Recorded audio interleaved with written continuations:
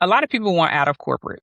But when it comes to trying to figure out how to go from getting a consistent and steady paycheck to not needing one at all, that's where things get a little bit fuzzy. So I went and I found 3 people who were able to make work optional. This video is for you if retiring at 65 or 70 just does not sound appetizing at all. And by the end of this video, you'll understand what you have to have in place, what you have to be willing to give up, and what unfair advantages you have to have working on your behalf to make working by choice your reality. I'll go ahead and start with my own delusions. Probably around 25, I wanted to go all in on fashion. I wanted to quit my engineering career. It was boring. It was slow. I was always the only one that looked like me. I just didn't connect with anybody at the job or with the career at the time. So I said to myself that I was going to give myself a couple of years and I was going to quit and I was going to move to New York and I was going to be a fashion stylist. Well, I was being completely delusional because at the time I thought, if I got $25,000 saved up, that would be enough to get started and that I would just figure the rest out, right? I'd be able to make some money. I was even willing to go work at Target. Like I was willing to do whatever it took to go after my dreams and to like find some sort of career fulfillment. But my dad quickly helped me realize that $25,000 was not going to get me anywhere and that I better not quit my job just because I had that amount saved. So that dream died in that moment. I was like, he's right. I got to keep working. Like, I don't have a real plan. And so my next delusion for getting out of corporate was I'm going to buy a ton of real estate. I'm just going to live on the monthly cash flow and end of story. And that plan got derailed because I never changed my lifestyle to accommodate for only living on the rental income. And I didn't account for all of the just the consistent, the babysitting, the hand holding, the cash infusions that a large real estate portfolio would require of me. And along the way, although the real estate has been profitable, I realized that I just bought myself another job and it was a job that I don't necessarily want to do. So I was back to the drawing board on what is my plan for being able to work by choice. So I found 3 people who were able to make traditional corporate work a choice for themselves. And they all did it before 40, actually. And they all use different routes. But I was really looking for 3 things. I was looking for what was their route? Like, how did they create revenue for themselves outside of the paycheck? How long did it take them?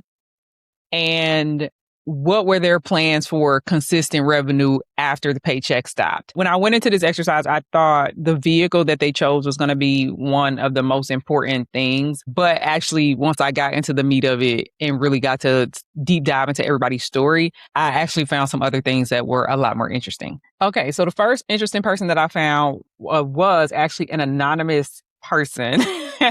But she's been featured on all kind of publications. So I was led to believe that the story is true. Her name is Purple. She left corporate at 30 and she got there by keeping her living expenses low. She job hopped in corporate. Eventually she got to making more than 6 figures. And so because I think she said her living expenses never exceeded $25,000 a year. So at one point she put away $100,000 in a single year. So she saved aggressively and invested her funds. And the thing that was interesting about her is that she pretty much followed the FIRE method where she determined a percentage of her nest egg that she could live on. And she just lived on that from here on out. And so she had already started living on $25,000. And so she just kept that energy. So when she got her nest egg to 540,000, that was enough to make her $25,000 that she needed every year. And so she stepped away. Now, the things that once I dove into everybody's story, I started to realize that it was a lot more involved than just, oh, she put money in the stock market.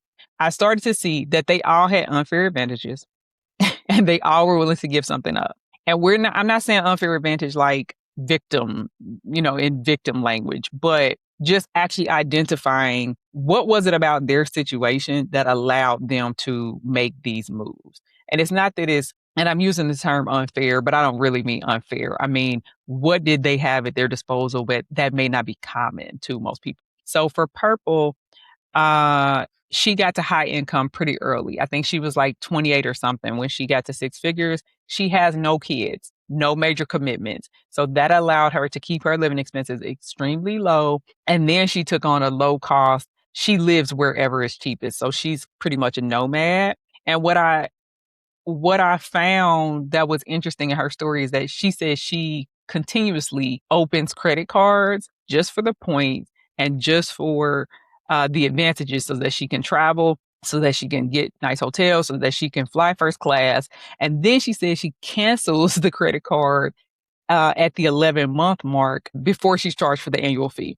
So that's one of her hacks to helping her cost of living stay low. And so I think, low commitments, and high mobility is really her unfair advantage. So what would she get willing to give up to make that happen? She is not permanent anywhere. She does not have stability anywhere. She may or may not be living near family. She gave up lifestyle inflation completely because she, at 30 years old, had already decided that I'm going to figure out how to live on $25,000 to $30,000 a year. So to some people, that may be a benefit, but in the grand scheme of things, she gave those up. And if she wants to reconsider her lifestyle or something like that, then she's going to have to go back to the drawing board and figure out how to make more money. So what I think we can all take away from her story is to optimize for freedom and not necessarily lifestyle. And I said that in one of my recent videos about how six-figure earners are probably the brokest people I know, because most of us are, because once you reach that threshold, people usually start optimizing for lifestyle instead of protecting the gap. And so Purple was really good at protecting the gap between what she needed to live and what she was using to get to her freedom place. The next person I found that was interesting was Michelle Schroeder Gardner. And she was able to get out of corporate by 27 years old. And so for her path, she took advantage of the very early internet days. She started a blog in 2011 while she was in school. I think she was a finance major or something, and she started keeping track of her own journey of paying off her student loans and how she was managing her own finances, and it blew up. So basically, she grew a content audience. She monetized with affiliate income and brand deals, and then she eventually built her own products and her own coaching businesses and all of that. But once she reached six figures in her side business, that's when she actually quit her job. And you can see here, they're saying she actually got her blog to $100,000 a month, which is by anybody's standards, a success.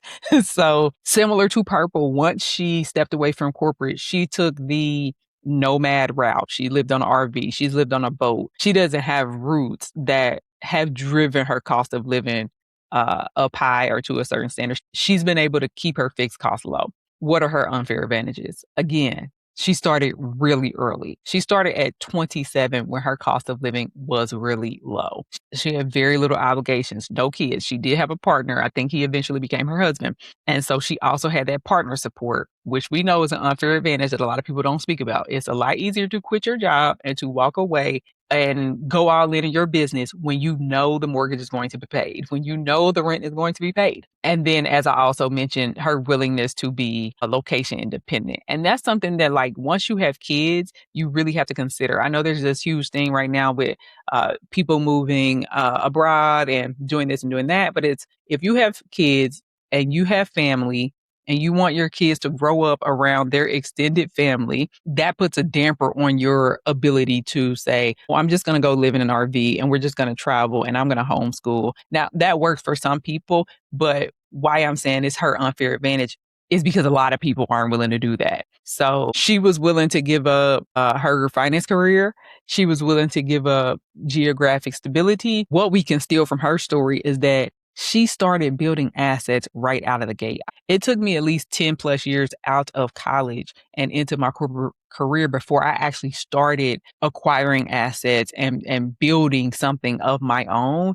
But she started immediately. As soon as she left, even in school, now her blog is an asset. Her audience is an asset. She started building assets immediately. And I think that's something that she was able to leverage earlier on than most people even get the idea. And so she essentially replaced her job. Now she didn't have to go in an office, but she did have to work this blog to keep the income rolling in. However, what we can steal from her is that she created a job for herself that wasn't tied to time or location. And then finally, we got Matt Kruger, who is finally the real estate guy. So we've had a stock person, a media person, and now we have our real estate person. And so Matt actually left his job to do real estate full time. So for him, he was living in a very low cost area. He was living in Iowa. He house hacked multiple times. And what I thought was interesting that is that I think his first home, he said it cost $90,000 and they only needed like $5,000 down. And then he took another $5,000 to renovate the place. And so house hacking means you live in it while you renovate it. And so at the time, I think he said he was making $38,000 and his wife was making $24,000. So they were not making much money at all, but they managed to come up with $10,000, move into the place, take their time, fix it up. So once the place was fixed up, they again came up with some more money, bought another house, turned the original house into a rental. And so eventually his rental income, they did that like 3 or 4 times, and eventually his rental income was able to match what they were making with their salaries. Now, their unfair advantage. Most people are not willing to live through a renovation. Most people don't have the skill. I mean, I think that was his real unfair advantage, that he had the skill to fix up a house.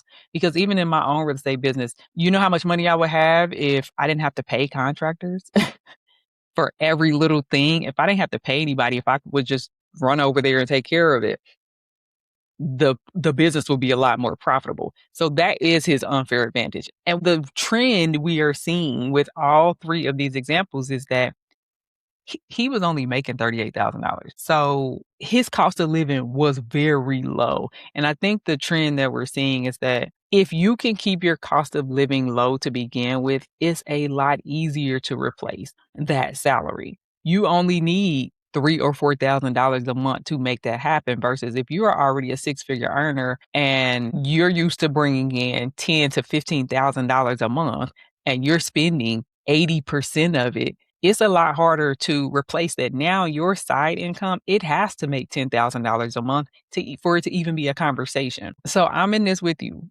It's not easy. Once you reach a certain income level and threshold, it is certainly not easy. You have a lot more things to put in place. And usually once you reach that threshold, because you have committed to your career, you probably bought a house, your kids are in a certain school. Now your kids have friends and they have put down roots. They're in sports. It's a lot to consider when you're trying to reduce everything. And so it almost seems like you reduce what you can, but the main lever is to make more. You have to do income replacement, which is a higher bar. So what I took away from basically all 3 of those stories is that it's not going to be quick. It's not going to be easy. These people were able to walk away before 40, but once you have built up a certain lifestyle, it's going to take you longer to navigate your way out. And so basically the secret is to start early, like everything else. The quicker you put your money in the stock market, the more you're going to make. The quicker you start working on protecting that gap between what your living expenses are and how much you can have to put towards your freedom, the quicker and faster you're going to be able to navigate your way out. So if you are watching and you are 35 or 45, it's not too late, but you got to get started today, because it might take you 5 years, 7 years, 10 years to get your living expenses down to a place where your outside income is able to replace it and carry you forward. And so what was Matt willing to give up? He was giving up the comfort and the convenience. Most people don't want to live through a renovation consistently over and over and over again. And he had kids. He had a wife and kids, and they kept moving and going and living through that. Now he bought himself a job that requires him to work nights and weekends and physical labor and getting the houses fixed. But if it was, something he enjoyed doing, it probably didn't feel like work, and it probably just felt more so like a short-term sacrifice for the long-term gain. I do think what we can steal from Matt's story is that you have to leverage something that you have the ability to put sweat equity into. So for me, I'm a great operations person. If any business that I am a part of, I can take over the operations. And so I always have to use that to my advantage. I have to be able to use the fact that I can learn software, that I know how to implement all sorts of processes and integrate different technical packages together. I have to use that to my advantage. And so like if you're trying to do like a restaurant or something, you got to be able to cook. If you're if you want to do real estate, I'm learning from even from Matt and from my own experience that you need to be able to materially participate in the business. I think us, investing in ETFs and stock funds, that's probably the only place where you don't need to participate materially. In that business, your material participation is adding to the pie and continuously adding money into the fund. But other than that, any other way you trying to, if it's a business you're trying to start or a media company or something like that, you got to be able to participate materially. So here's the summary of the three case studies that I found, their route. So we have investing, we have media, we have real estate. I have their unfair advantages, high income and mobility, timing and flexibility, and then low cost market and being handy with the real estate business, and then what they were willing to give up, what we can steal. Screenshot this because this is going to help you figure out what your work by choice path really is. And I think that's one of the most important things that I found. It's not one size fits all. It's not, oh, just start investing in the stock market. Well, if you only have $100 a month, you're not going to see the same result as somebody who has thousands of dollars a year that they can contribute. It's not as easy as just start your YouTube channel. If you don't have the time that it takes to build something, I think for Michelle, it took her 5+ years. If you don't have the time that it takes to build your media business to the level that you have the volume of eyeballs on your whatever it is, your YouTube, your podcast, your blog, until you have the volume of eyeballs that you need that will pull in the brands, that will pull in the affiliate revenue, until you have that, you have to keep working and keep scaling. So you have to be patient. You have to be willing to put in the time that it's going to take to get the level of the volume of eyeballs that you're going to need on your thing, your YouTube, your blog, your podcast.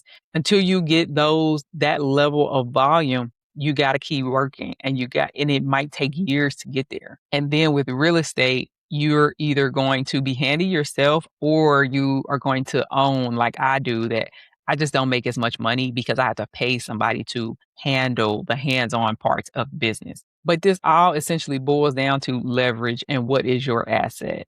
Purple's asset was money. Michelle's asset was she had built a brand.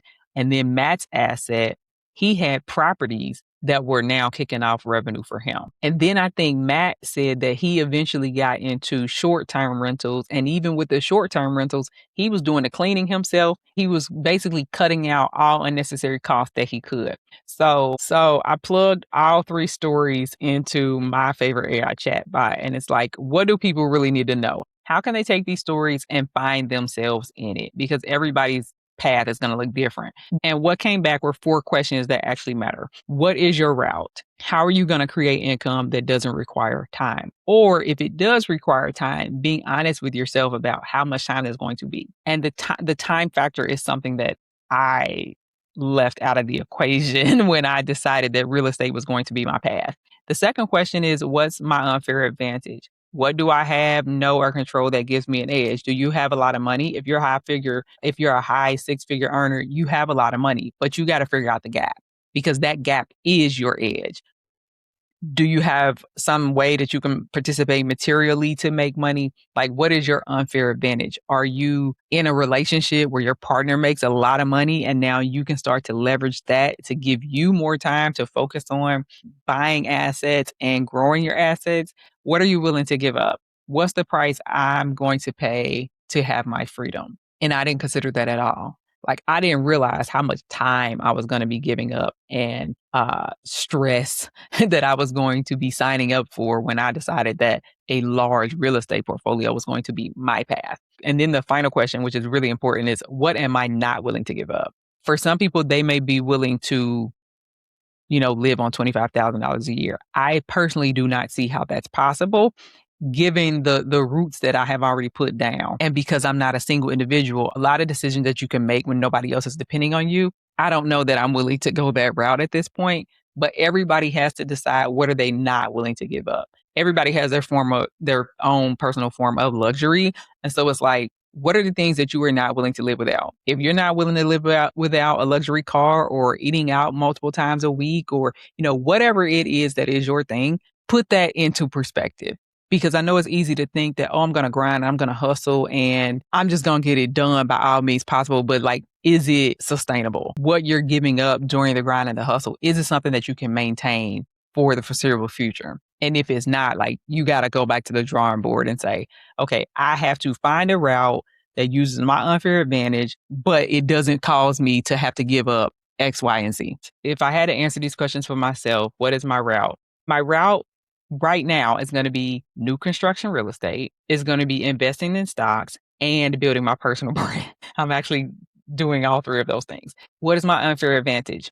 I started in a real estate market where I had access to very low cost multifamily apartments, which allowed me to scale quickly, which has now given me the unfair advantage that I can afford new construction rental properties. So that is my unfair advantage there. For my personal brand, I don't really have an advantage other than I am able to sit and talk in front of a camera for minutes on end. I guess that's my, I guess that is an advantage. And I'm pretty good at storytelling. Like, and additionally, because I have a technical background and I used to have to write technical documentation and training and this and that, I can tell a pretty good story. I can explain something pretty well. So that's my unfair advantage when it comes to the media business. And then for stocks, you don't really need an advantage. All you need is the cash and the capital and the time to watch it grow. What am I willing to give up? I think in this season, I'm willing to give up. I don't want to say I'm giving up rest. I don't want to say that I'm not relaxed because I do specifically carve out time to do that, but I'm busier than the average person. And for my personality type, that works for me. As long as I know that there's certain days where I don't have to work that hard. There's certain time blocks where I get to rest.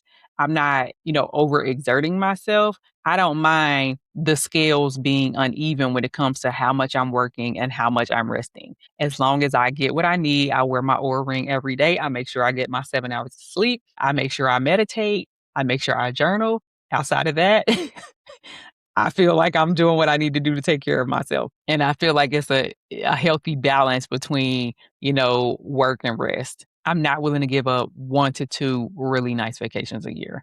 I feel like that's my reward for putting in so much work throughout the year that I know I have a vacation where I don't have to cook, I don't have to clean, it's beautiful scenery. That's my motivation to keep going. I'm not willing to give that up. And I don't know if you can do that on a $25,000 a year budget living. So that has to be baked into my yearly budget every year. I'm also not willing to disrupt my family's life that they become accustomed to just because I had this epiphany that working by choice should be a thing. So I'm not willing to do that either. It all has to work together in harmony. But to close this out, I think the lesson that we can all take from the different case studies that I offer today is that first they used the job to come up with some sort of capital, to come up with some sort of skill. Then they built a bridge. They built themselves a bridge where they were building the assets and building the business while still working. They did not just up and quit.